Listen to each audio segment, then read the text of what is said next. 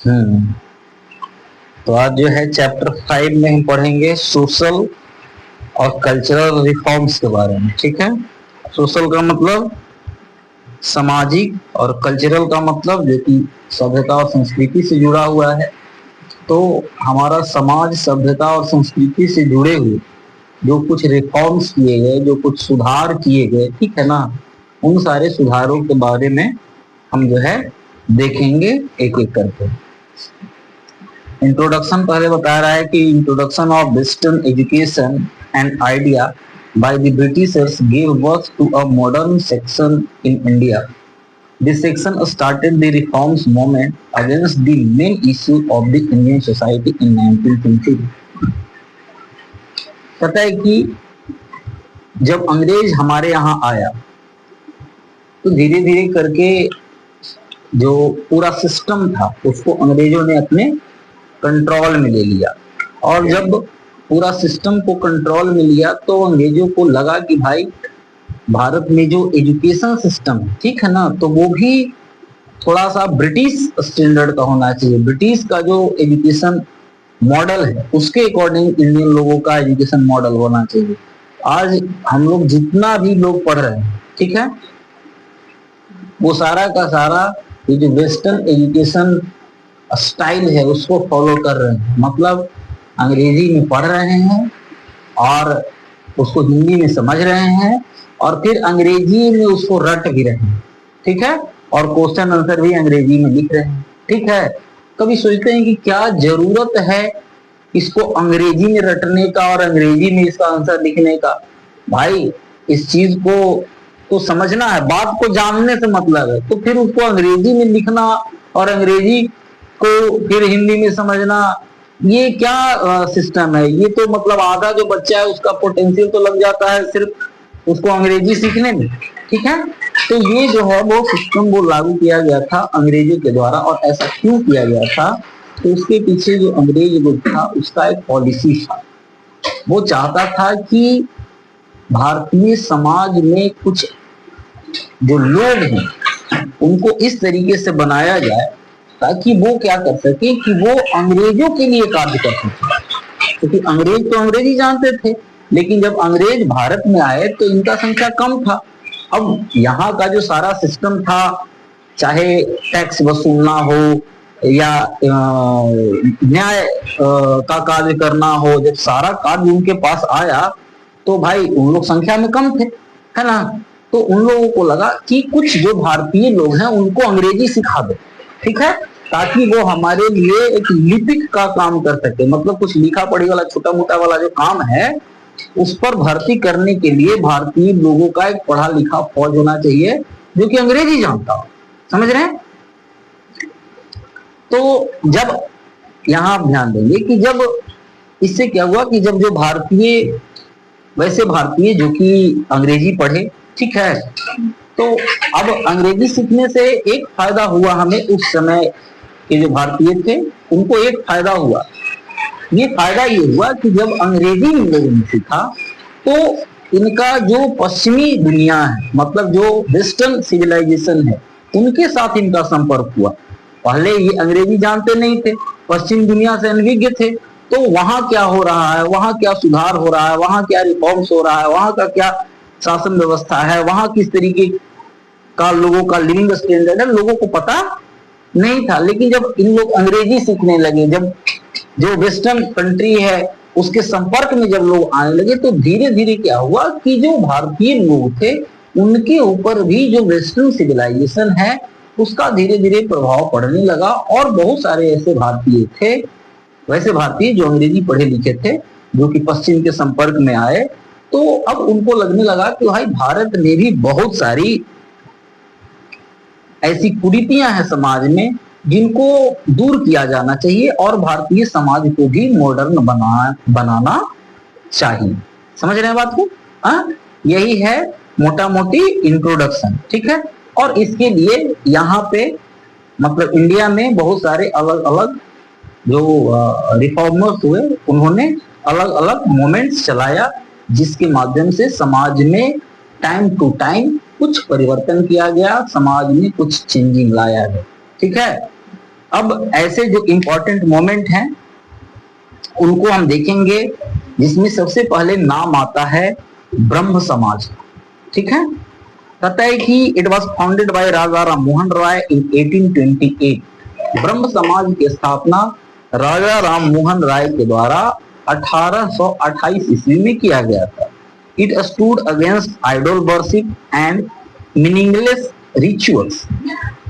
ये जो ब्रह्म समाज था वो मूर्ति पूजा का विरोधी था। मतलब भगवान का जो लोग पूजा करता था मूर्ति बना के, आज भी हम लोग भगवान का पूजा करते हैं, लेकिन ये क्योंकि पश्चिम से जब ये एजुकेट होके आए तो जो मूर्ति पूजा है इसका इन्होंने खंडन किया, क्योंकि इस्लाम में भी मूर्ति पूजा का खंडन है और ईसाई लोग भी मूर्ति पूजा नहीं करता है। ठीक है, तो उनके प्रभाव में ये ज्यादा आ गया और उनको लगा कि भाई यहाँ जो बहुदेववाद है, बहुत सारे जो भगवान है, भगवान का जो मूर्ति बना के लोग पूजा करता है, ये ठीक नहीं है। ठीक है, मतलब ये भी राजा राम मोहन राय भी वेस्टर्न सिविलाइजेशन में रंग गए। एक कहावत है कि जैसा कि खाएगा धन वैसा हो जाएगा मन। ठीक है, तो अंग्रेजों के साथ रहते रहते, अंग्रेजी सीखते सीखते इनका भी ऐसा विचार आया कि भाई ये जो आइडल वर्शिप है वो सही नहीं है, इसलिए इन्होंने इसका खंडन किया। और जो मीनिंगलेस रिचुअल्स होते थे, मतलब क्या था कि आप इसको ऐसे समझना कि कुछ तो ये लोग वेस्टर्न सिविलाइजेशन से प्रभावित होकर ऐसा कर ही रहे थे, तो कुछ हमारे उस समय के समाज में भी कुछ कुरीतियां थी।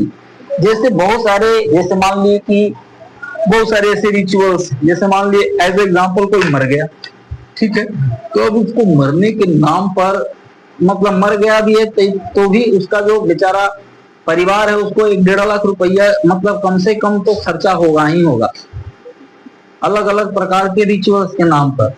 बाछीदान होगा, गरुड़ पुराण होगा, ये होगा, पंडित जी के दक्षिणा होगा। ठीक है, तो इसका इन्होंने विरोध किया, कहा कि भाई ये सब करने का कोई जरूरत नहीं है। कौन? राजा राम मोहन राय, जिन्होंने ब्रह्म समाज की स्थापना की थी। फिर कहता है कि its objective was to purify Hinduism and to preach monotheism. इसका जो मेन ऑब्जेक्टिव था ब्रह्म समाज का वो था हिंदू धर्म में, हिंदू धर्म को प्यूरिफाई करना, क्योंकि हिंदू धर्म प्योर था, बहुत अच्छा धर्म था, लेकिन समय के साथ साथ हिंदू धर्म में भी बहुत सारी कुरीतियां आ गई। ठीक है, बहुत सारे दोष आ गए थे, तो इन दोषों को दूर करना इनका जो मतलब ये जो ब्रह्म समाज था उसका मेन उद्देश्य था कि भाई ये जो कुरीतियां हैं उसको धीरे धीरे करके हिंदू धर्म से खत्म किया जाए और फिर से हिंदू धर्म का जो प्योर कंसेप्ट है उसको लागू किया जाए। कहता है कि it split into Adi Brahmo Samaj lead by Debendranath Tagore and Brahmo Samaj of India lead by Keshab Chandra Sen in 1866। बाद में ये जो ब्रह्म समाज है वो आगे चलकर दो भागों में विभाजित हो जाता है। एक आदि ब्रह्म समाज जिसको देवेंद्रनाथ टैगोर लीड करते हैं, और दूसरा ब्रह्म समाज ऑफ इंडिया जिसे केशव चंद्र सेन के द्वारा लीड किया जाता है 1866 में। मतलब 1866 ईस्वी में राजा राम मोहन राय के द्वारा स्थापित किया गया ब्रह्म समाज दो भागों में विभाजित हो जाता है। एक का नाम होता है आदि ब्रह्म समाज, इसको लीड कर रहे होते हैं देवेंद्रनाथ टैगोर, और दूसरा ब्रह्म समाज ऑफ इंडिया जिसको लीड कर रहे होते हैं केशव चंद्र सेन। क्योंकि क्या था कि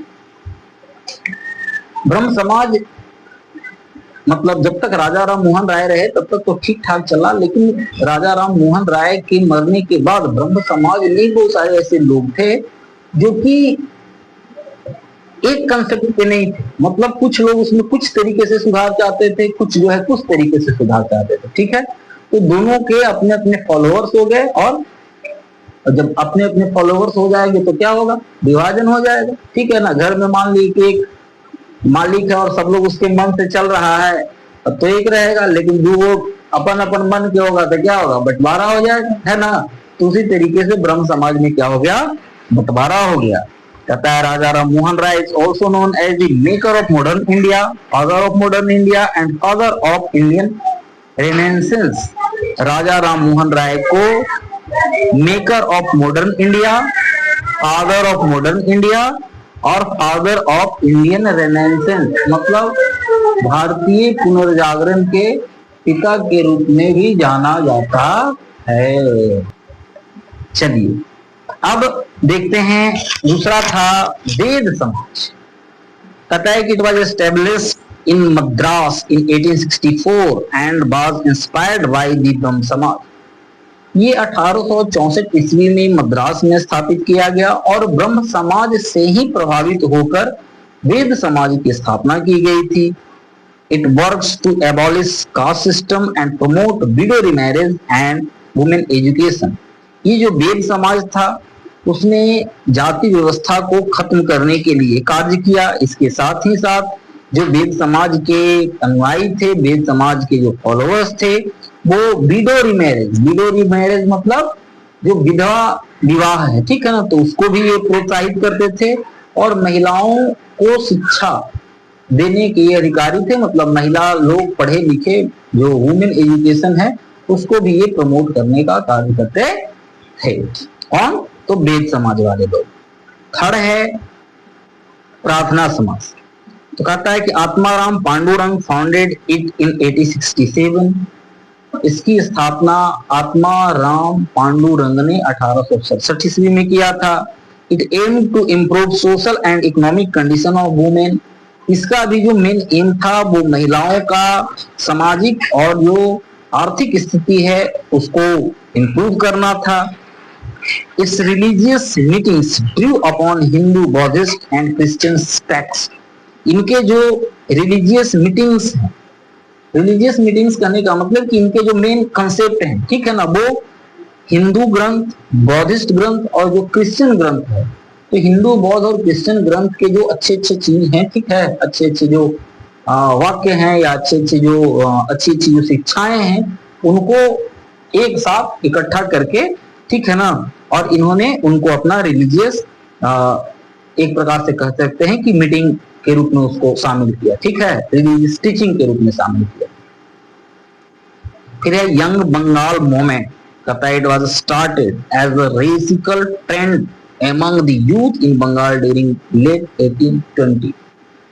कहता है कि यंग बंगाल मूवमेंट जो है वो बंगाल में खास करके जो युवा वर्ग के लोग थे उनके बीच 1820 का जो दशक था, लेट 1820 का जो डिकेड्स था, उस समय ये एक रेडिकल ट्रेंड के रूप में हुआ। मतलब थोड़ा जो लोग थे वो उग्र स्वभाव के थे, मतलब अपनी बातों को जबरदस्ती या उग्रता से या बहुत अच्छे से उसको मजबूती से रखने का कार्य करते थे, ठीक है, थोड़ा उग्र स्वभाव के थे। कहता है Henry Vivian Derozio, a young Anglo Indian, lead the movement. इस मोमेंट को आगे बढ़ाने का काम कर रहे थे एक व्यक्ति जिनका नाम था हेनरी विवियन डेरिजियो, जो कि एक एंग्लो इंडियन थे। एंग्लो इंडियन मतलब क्या कि एंग्लो इंडियन का मतलब समझते हैं? एंग्लो इंडियन का मतलब होता है कि जन्म से इंडियन, ठीक है, लेकिन वो जाकर बस गया है इंग्लैंड में, ठीक है ना, तो वो क्या हो जाएगा? Anglo Indian. समझ रहे हैं? हाँ, या उनके पूर्वज बस गए, उनके पूर्वज थे यहीं के लेकिन जाके बस गए वहां, ठीक है ना, तो वो एंग्लो इंडियन हो जाएंगे। तो ये एंग्लो इंडियन थे। कहता है कि it tooks inspirations from the idea of French revolution. इन्होंने जो फ्रांस में क्रांति हुआ था तो फ्रेंच रेवोल्यूशन से इन्होंने अपने आप को इंस्पायर किया कि भाई जो आंदोलन है उसमें तीव्रता होना चाहिए, उसमें जोश होना चाहिए, और अगर राजा बात नहीं माने तो क्रांति के द्वारा भी राज्य सत्ता को परिवर्तित किया जाना चाहिए, ठीक है। तो इससे ये प्रभावित थे। Surendranath Banerjee describe Derozio as the pioneers of modern civilisation of Bengal. इसलिए डेरोजियो के प्रभाव को देखते हुए उनके जो कार्य थे उनके कारण सुरेंद्रनाथ बनर्जी ने डेरोजियो को कहा था, क्या कहा था? तो मॉडर्न सिविलाइजेशन ऑफ बंगाल का पायनियर। मतलब पायनियर का मतलब होता है दूरदृष्टि वाला, ठीक है, मतलब जो दूर का सोचता, ठीक है। तो the pioneer of modern civilisation of Bengal की संज्ञा डेरोजियो को दी थी कौन? तो सुरेंद्रनाथ बनर्जी नहीं। फिर है रामकृष्ण मिशन, तो कहता है कि Ramakrishna Paramahansa was a priest at Kali temple in Dakshineswar. Dakshineswar में काली माता का एक टेम्पल था, वहां पे रामकृष्ण परमहंस वहां के पुजारी थे और वही इस मिशन के संस्थापक थे। ठीक है, कहता है कि Paramhansa said that service of man is the service of God. Ramakrishna Paramhansa का मानना था कि मनुष्य की सेवा करना ही भगवान की सेवा करने के बराबर है। आप अगर मनुष्य का सेवा कर रहे हैं तो आप भगवान की सेवा कर रहे हैं।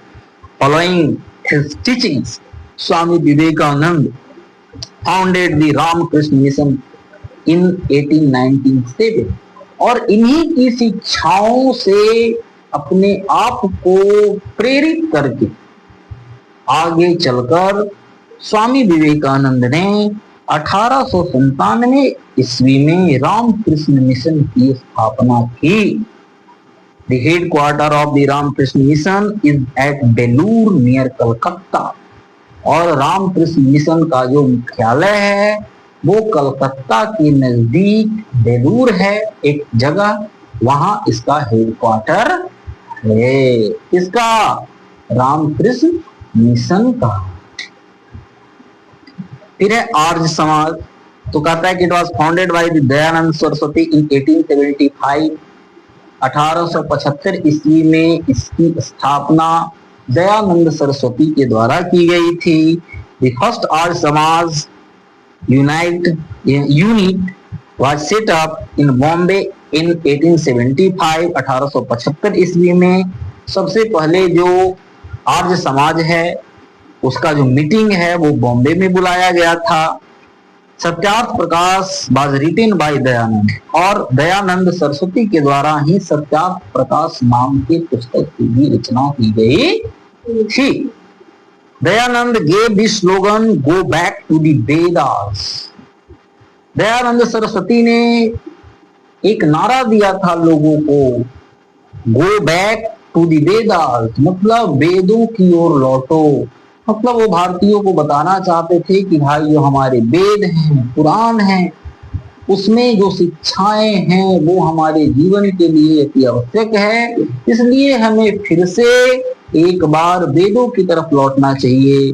जो वेद हमें शिक्षा देता है वही शिक्षा हमको ग्रहण करना चाहिए। दयानंद ऑर्गेनाइज्ड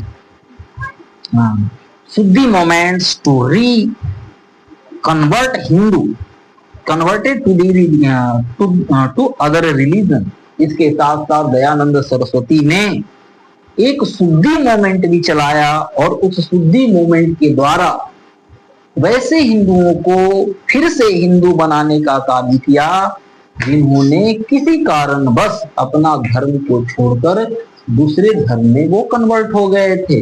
मतलब मान लिए अगर कोई हिंदू कभी जबरदस्ती बालात या डर से मुस्लिम धर्म में कन्वर्ट हो गया या कोई लोग बस क्रिश्चियन धर्म में कन्वर्ट हो गया और अगर वो चाहता है कि हम फिर से हिंदू बने तो वैसे लोगों को फिर से हिंदू धर्म में लाने के लिए दयानंद सरस्वती ने एक आंदोलन चलाया जिसका नाम था शुद्धि आंदोलन या शुद्धि मूवमेंट कहते हैं उसका।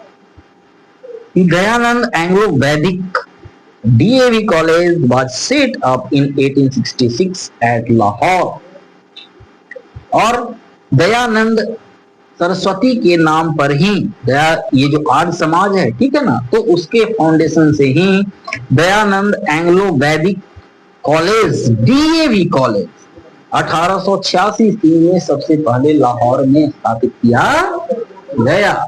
और आज भी आप बहुत सारे जो DAV स्कूल देखते हैं या DAV कॉलेज देखते हैं वो इसी का ब्रांच है। मतलब यहीं से आर्य समाज से ही निकला हुआ वो ब्रांच है। मतलब आर्य समाज का ही वो एक धड़ा है या आर्य समाज आज भी उसको संचालित करता है। DAV का फुल फॉर्म दयानंद एंग्लो वैदिक, चाहे कॉलेज हो या स्कूल हो आज आप देखते हैं बहुत सारे स्कूल हैं, डीएवी स्कूल का बहुत डिमांड है। डीएवी में बच्चा का एडमिशन जो है वो मतलब बड़ा मुश्किल से होता है। डीएवी का जो टीचर है उसको जो सैलरी मिलता है वो सरकारी जो केंद्र सरकार का जो पे स्केल है उसके अकॉर्डिंग वहां के टीचर को सैलरी मिलता है। समझ रहे हैं? मतलब पूरे अभी हम देख रहे हैं कि अगल बगल के एरिया में, मतलब गया में, पटना में, इधर जहानाबाद में, इधर औरंगाबाद में, मतलब ये लोकल एरिया में हम देख रहे हैं कि डीएवी स्कूल और कॉलेज है। और इसी प्रकार से पूरे भारत वर्ष में डीएवी स्कूल जो है वो कार्य कर रहा है ना। हाँ, मतलब दयानंद सरस्वती का नाम पूरे भारत वर्ष में डीएवी के रूप में अमर हो गया। समझ रहे हैं बात को? हाँ, अब है श्री नारायण धर्म परिपालना योग SNDP मूवमेंट। कहता है it was started bye Shri Narayan गुरु इन 1888। 1888 ईस्वी में यह श्री नारायण गुरु के द्वारा स्टार्ट किया गया मूवमेंट था। He belongs to the Ezhava caste of Kerala who were considered as untouchables. ये जो नारायण गुरु थे वो केरला के इजहावा कास्ट से बिलोंग करते थे और ये जो कास्ट था उसे अनडिजरेबल के जो श्रेणी है उसमें रखा जाता था। अनडिजरेबल या अनटचेबल के श्रेणी में। अनटचेबल मतलब जिनको मतलब लोग छूने उन्हें से अछूत जिसको कहते हैं, ठीक है, तो उस श्रेणी में ये कास्ट था केरला में। कहता है कि its objective was the remove of discrimination in the Kerala society and providing equal opportunity to the इजहावास।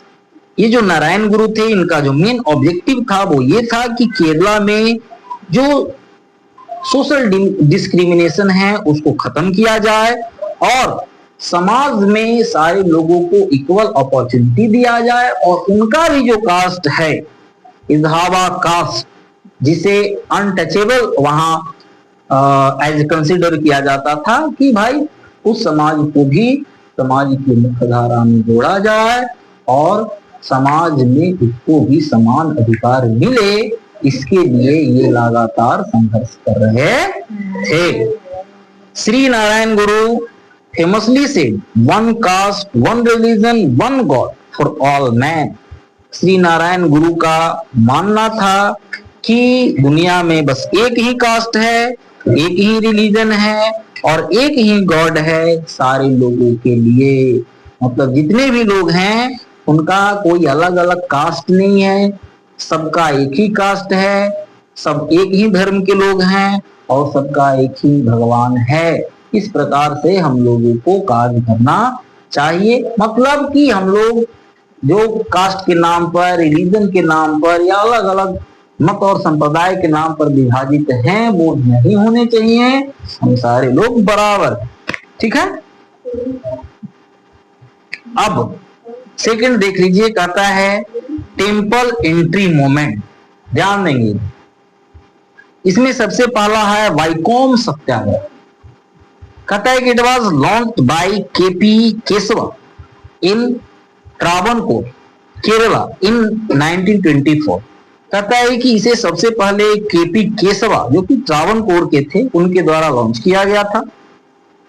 Travancore जो है वो केरला में है, तो इसको 1924 ईस्वी में स्टार्ट किया गया था। It demanded opening of Hindu temple and roads to the untouchables. और इस आंदोलन या इस मूवमेंट के द्वारा ये डिमांड किया गया, ये मांग किया गया कि भाई भारतीय समाज में जो अनटचेबल लोग हैं, जिनको अछूत माना जा रहा है और जिनको अभी तक मंदिर में या रोड पर चलने का परमिशन नहीं है, मंदिर में जाने का परमिशन नहीं है, तो उन लोगों को भी ये परमिशन दिया जाना चाहिए। उनको भी मंदिर में जाना चाहिए और वो भी कहीं भी जा सकते हैं। तो भाई ये जो छुआछूत है उसको बंद किया जाना चाहिए, ठीक है। ऐसा इन लोगों का डिमांड था। कहता है Mahatma Gandhi visited Kerala to support the movement. और इस मूवमेंट को सपोर्ट करने के लिए महात्मा गांधी भी केरला पहुंचे थे। फिर है गुरुवायूर सत्याग्रह। तो कहता है कि इट वॉज लीड बाय के कलप्पन इन केरला इन 1931। 1931 ईस्वी में केरला में के कलप्पन के द्वारा इसे स्टार्ट किया गया था। It demanded the right of untouchables to enter the Guruvayur temple. और इसमें भी ये डिमांड किया गया, ये मांग किया गया कि जो गुरुवायूर टेम्पल है वहां पे जो अनटचेबल्स लोग हैं उनको इंटर करने दिया जाए, मतलब मंदिर में जो अनटचेबल्स लोग हैं उनको भी जाने दिया जाए। आगे देखो, फिर कहता है मुस्लिम रिफॉर्म्स मूवमेंट। ये तो हिंदू लोगों का पढ़े हैं, ठीक है, और थोड़ा कुछ जो मुस्लिम रिफॉर्म मूवमेंट है उसको हम देख लेते हैं। इसमें सबसे पहला है बहावी मूवमेंट। बहावी मूवमेंट को देख लेते हैं। चलिए, तो कहता है कि it was a revivalist movement against western influences among the Indian Muslim. ये बहावी मूवमेंट जो था वो एक प्रकार के से रिवाइवलिस्ट मूवमेंट था, मतलब ये वैसे मुसलमानों का आंदोलन था जो ये चाहते थे कि वेस्टर्न सिविलाइजेशन के कारण हमारे ऊपर बहुत सारे वेस्टर्न सिविलाइजेशन के प्रभाव पड़े हैं, जिससे हमारा धर्म जो है वो बहुत प्रभावित हो गया है, मतलब हमारे धर्म में कुछ उल्टी पुल्टी हो गया है, तो उसको फिर से रिवाइव किया जाना चाहिए। मतलब वेस्टर्न सिविलाइजेशन का जो प्रभाव है उसको खत्म किया जाना चाहिए। इसको ध्यान में रखकर जो मुस्लिम लोग थे उनका ये आंदोलन था। कहते हैं inspired by the teaching of Shah Wali Ullah 1702 to 1762, the movement asked Muslim to return to the true spirit of Islam। ये जो आंदोलन था वो शाह वली उल्लाह जो कि 1702 से 1762 ईस्वी तक का इनका कार्यकाल है, तो उनके टीचिंग से इंस्पायर्ड था। इस मूवमेंट में जो मुस्लिम लोग थे उनको ये कहा गया कि भाई जो इस्लाम का ट्रू स्पिरिट है हमको फिर से वहां रिटर्न होना है, मतलब मुस्लिम धर्म का जो सच्चा ज्ञान है हमको उसको फिर से लागू करना है, फिर से हमको उस कॉन्सेप्ट को फॉलो करना है। और अंग्रेजों के प्रभाव में आने के बाद मुस्लिम धर्म के ऊपर जो वेस्टर्न सिविलाइजेशन या कल्चर का जो प्रभाव पड़ा है उस प्रभाव को खत्म करना है, ठीक है। कहता है कि it was founded by Shah Abdul Aziz and Syed Ahmad Barelvi. इसकी स्थापना शाह अब्दुल अजीज और सैयद अहमद बरेलवी के द्वारा किया गया था। Initially the movement was against the Sikh in Punjab, but after the British annexation of Punjab it worked against the British. शुरुआत में ये जो मूवमेंट था वो पंजाब के सिखों के विरुद्ध था। मुस्लिम लोग जो ये आंदोलन कर रहे थे वो पंजाब में अधिकतर सिख लोग थे, तो स्टार्टिंग में ये आंदोलन सिखों के खिलाफ था, लेकिन बाद में जब अंग्रेजों ने पंजाब का अधिग्रहण कर लिया, ब्रिटिश साम्राज्य में पंजाब को मिला लिया, तो अब ये आंदोलन जो है वो सिखों के खिलाफ न होकर ब्रिटिशों के खिलाफ हो गया।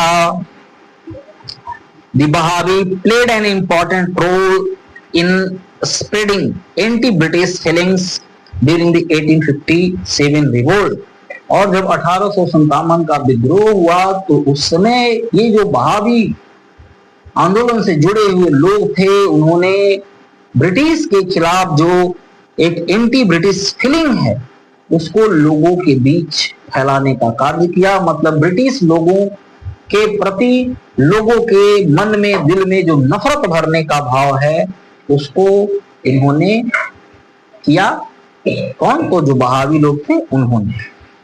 फिर है टीटू मीर मूवमेंट्स। टीटू मीर, एक टीटू मीर जो है वो एक मुस्लिम है, ठीक है, तो उसके नाम पर ये मूवमेंट चला। कहता है कि Mir Nasir Ali popularly known as Titu Mir was the disciple of Syed Ahmad Barelvi. Mir Nasir Ali जिसको टीटू मीर के नाम से जाना जाता है वो सैयद अहमद बरेलवी का शिष्य था। Titu Mir adopted Baha'ism and organized Muslim peasants of Bengal against the landlord who were mostly Hindu. Titu Mir ने जो बहावी कंसेप्ट है उसको एडॉप्ट किया और जो मुस्लिम किसान थे बंगाल के उनको एक साथ ऑर्गेनाइज किया, उनको एक साथ जोड़ने का काम किया। किनके खिलाफ? तो लैंडलॉर्ड के खिलाफ, जो कि अधिकतर हिंदू थे। मतलब ये जो आंदोलन था, किसानों का ये जो आंदोलन था, वो देखते ही देखते धर्म वाला आंदोलन हो गया। ठीक है, मतलब जो मुस्लिम लोग थे, जो छोटे छोटे किसान थे, और वहां अधिकतर जो हिंदू लोग थे, जो कि जमींदार थे, तो ये आंदोलन जो है वो किसान और जमींदार से शुरू होकर हिंदू और मुसलमान तक पहुंच गया। फिर है देवबंद मूवमेंट। कहता है कि it was organised under the leadership of Mohammad Qasim Nanotvi and Rashid Ahmad Gangohi in 1866। ये जो देवबंद मूवमेंट है वो स्टार्ट किया गया मोहम्मद कासिम नानोतवी और रशीद अहमद गंगोही के द्वारा 1866 ईस्वी में। It began at Islamic academic centre Darul Uloom in Deoband United Provinces. उस समय का जो यूनाइटेड प्रोविंसेस का क्षेत्र कहाता था, जो कि आज का पश्चिम, आज का उत्तर प्रदेश कहाता है, उस समय यूनाइटेड प्रोविंसेस का भाग था। तो वहां इन्होंने एक जो सेंटर है दारुल उलूम देवबंद, उसकी स्थापना की। दारुल उलूम देवबंद अभी कहाँ है? तो उत्तर प्रदेश में। उस समय क्या कहा था? तो यूनाइटेड प्रोविंसेस कहलाता था वो क्षेत्र। ठीक है, तो वहां इन्होंने स्थापित किया। कहता है कि its aim was moral and religious regeneration of Muslim community. और इनका जो एम था वो ये था कि जो मुस्लिम कम्युनिटी है उसका जो मोरल और रिलीजियस रीजनरेशन किया जाए, मतलब उनमें धर्म का जो भावना है उसको फिर से कूट कूट कर भरा जाए और धर्म के प्रति जो उनका निष्ठा है उसको जगाया जाए और ज्यादा धार्मिक बनाया। ठीक है, फिर अहमदिया मूवमेंट। कहता है it was founded by Mirza Ghulam Ahmad in 1889 and was based on liberal principle. इसका जो फाउंडर है वो मिर्जा गुलाम अहमद है, जो कि 1889 में अहमदिया मूवमेंट को स्टार्ट करते हैं। और ये जो लिबरल प्रिंसिपल है उस पर ये आधारित मूवमेंट है। कहता है कि it spread western liberal education among the Indian Muslim. और इनका मानना था कि जो वेस्टर्न एजुकेशन है उसे इंडियन जो मुस्लिम है उनके बीच फैलाया जाना चाहिए। मुसलमानों को भी अंग्रेजी सिखाया जाना चाहिए, क्योंकि अगर मुसलमान अंग्रेजी नहीं सीखेंगे तो वो मॉडर्न नहीं हो पाएंगे, और मॉडर्न नहीं हो पाएंगे तो वो समाज में पीछे रह जाएंगे। ठीक है, तो ऐसा इनका विचार था। It believed in separating the mosque from the state. और इनका मानना था कि जो मस्जिद है उसे राज्य से अलग माना जाए, मतलब हमारा धार्मिक कार्य जो है वो अलग है और राज्य जो है वो अलग है। तो भाई राज्य के कार्यों में जो धर्म है उसका हस्तक्षेप नहीं होना चाहिए। ठीक है,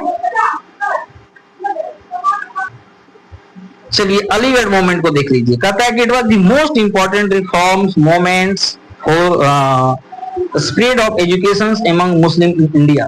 कहता है कि मुस्लिम भारत में जो मुस्लिम लोग थे तो उनके बीच शिक्षा को प्रसारित करने का ये सबसे इंपॉर्टेंट रिफॉर्म्स मूवमेंट था। कौन? तो Aligarh movement. It was started by sir Syed Ahmad Khan and was based in Mohammedan Anglo Oriental college Aligarh. कहता है कि इसको सर सैयद अहमद खान के द्वारा स्टार्ट किया गया था और मोहम्मडम एंग्लो ओरिएंटल कॉलेज अलीगढ़ जो है तो उस पर आधारित, ठीक है ना, ये आंदोलन चलाया गया था। The movement emerged as a liberals modern trend among the Muslim। ये जो मूवमेंट है उसको लिबरल तरीके से चलाया गया, मतलब ये बहुत ज्यादा कट्टरवादी टाइप का नहीं था। तो शुरुआत में इस तरीके से इसको चलाया गया और इस तरीके से चलाया गया कि जो भारतीय जो मुसलमान है उसको भी थोड़ा धीरे जो है वो उसको मॉडर्न बनाया जाना चाहिए। ठीक है, मतलब उन लोगों को भी जो वेस्टर्न एजुकेशन है वो मिलना चाहिए और भारतीय मुसलमानों को भी वेस्टर्न एजुकेशन लेना चाहिए ताकि वो लोग जो है वो थोड़ा मॉडर्न हो सके। कहता है कि He argues that Muslims should focus on their education first and also oppose their political activity. इन्होंने इस बात पर जोर दिया कि जो मुस्लिम लोग हैं उन्हें अपने एजुकेशन पर भी ध्यान देना चाहिए। पहला ध्यान उनको अपने शिक्षा पर देना चाहिए and also oppose their political activity. यहाँ पे लिख रहा है पॉलिटिकल एक्टिविटी कहने का मतलब है कि and also oppose their political activity, मतलब उनका जो यहाँ पे थोड़ा सा पॉलिटिकल एक्टिविटी नहीं होना चाहिए, ठीक है, कि भाई पॉलिटिकल जो एक्टिविटी है उसको अपोज करना चाहिए, नहीं ऐसा नहीं। मतलब इनका कहना है कि जो पॉलिटिकल एक्टिविटीज है उसमें भी इनको शामिल होना चाहिए, लेकिन पहले इनको जो है अपने एजुकेशन पर ध्यान देना चाहिए। पहले अच्छे से एजुकेशन पर ध्यान दे, उसके बाद जो पॉलिटिकल एक्टिविटीज है उनमें भी ये अपना सहभागिता दें, ठीक है। तो इस प्रकार का इनका ये था, एम था। कहता है कि set up the Mohammedan Anglo Oriental College at Aligarh in 1875, और मुस्लिम लोगों का जो एजुकेशन है उसको आगे बढ़ाने के लिए या मुस्लिम लोग ज्यादा से ज्यादा एजुकेट हो सके, इसके लिए इन्होंने Mohammedan Anglo Oriental college Aligarh की स्थापना की 1875 ईस्वी में। तो अभी हम लोग हिंदू रिफॉर्म्स मूवमेंट और मुस्लिम रिफॉर्म्स मूवमेंट पढ़ लिए। अगला क्लास में सिख रिफॉर्म्स मूवमेंट और फिर British initiatives for social reforms को नेक्स्ट क्लास में पढ़ेंगे।